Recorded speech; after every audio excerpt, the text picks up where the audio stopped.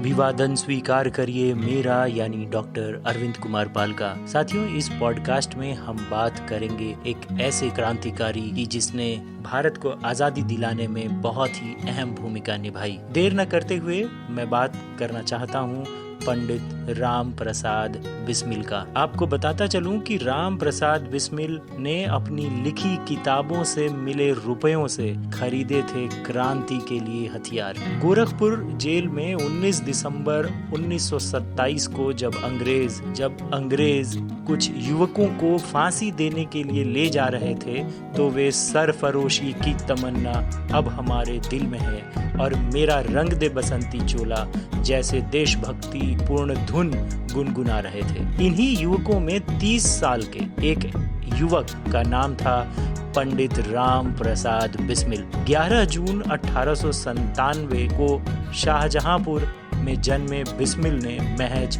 11 साल की उम्र में ही स्वतंत्रता आंदोलन में भाग लेना शुरू कर दिया था। उन्होंने भगत सिंह और चंद्रशेखर आजाद जैसे क्रांतिकारी नेताओं के साथ हिंदुस्तान रिपब्लिकन एसोसिएशन का गठन किया। उनका मानना था कि हिंसा और रक्तपात के बिना स्वतंत्रता प्राप्त नहीं की जा सकती। उन्होंने 1918 के मैनपुरी षड्यंत्र और 1925 के काकोरी षड्यंत्र में भाग लिया और पुलिस से बचते रहे। आखिरकार उन्हें गिरफ्तार कर लिया गया और काकोरी षड्यंत्र मामले के तहत उन पर मुकदमा चलाया गया। इसमें राम प्रसाद बिस्मिल, अशफाक उल्लाह खान, राजेंद्र लाहिड़ी और रोशन सिंह को मौत की सजा सुनाई गई और अन्य क्रांतिकारियों को उम्र कैद की सजा दी गई। 30 साल के जीवन काल में उसकी कुल मिलाकर 11 पुस्तकें प्रकाशित हुईं, जिनमें से एक भी गोरी सत्ता के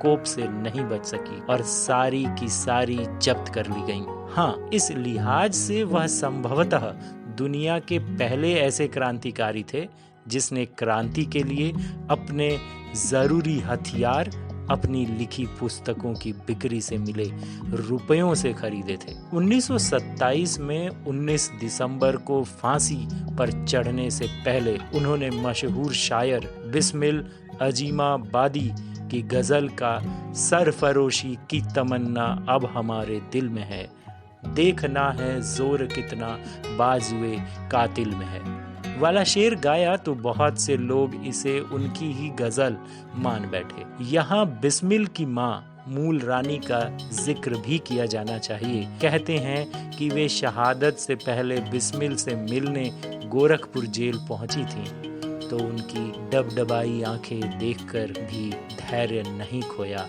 और उलाहना देती हुई बोली, अरे मैं तो समझती थी कि मेरा बेटा बहुत बहादुर है और उसके नाम से अंग्रेज सरकार भी थरथराती है। तुझे ऐसे रोकर ही फांसी पर चढ़ाना था तो तूने क्रांति की राह चुनी ही क्यों? बताते हैं कि इसके बाद बिस्मिल ने बर्बर अपनी आंखें पोंछ डाली और कहा था कि उनके आंसू मौत के डर से नहीं, उन जैसी बहादुर माँ से बिछड़ने के शोक में बर्बर निकल आए थे। इस पॉडकास्ट को सुनने के लिए साथियों आपका बहुत बहुत धन्यवाद। अगर आपने इस YouTube चैनल को अभी लाइक, शेयर और सब्सक्राइब नहीं किया है तो कृपया इसे लाइक, शेयर और सब्सक्राइब करें।